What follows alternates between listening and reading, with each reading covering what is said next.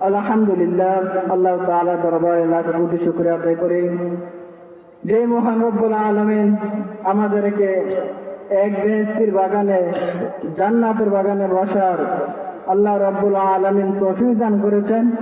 এই জন্য দিন থেকে প্রাণ থেকে আল্লাহ রব্বুল আলামিন দরবারে শুকরিয়া আদায় করে আলহামদুলিল্লাহ।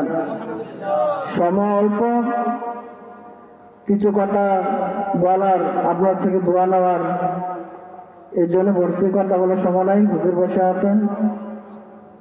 আল্লাহ রাব্বুল আলামিন হাদিস শরীফের মধ্যে বলতেছেন, মান তাআল্লামাল কুরআনা ওয়া আল্লামা, তোমাদের মধ্যে সর্বোত্তম ওই ব্যক্তি যে নিজে কোরআন মাজিদ শিক্ষা করে এবং শিক্ষা দেয়। পৃথিবীর সবচেয়ে শ্রেষ্ঠ মানুষ ওই ব্যক্তি। বলুন সুবহানাল্লাহ। এই জন্য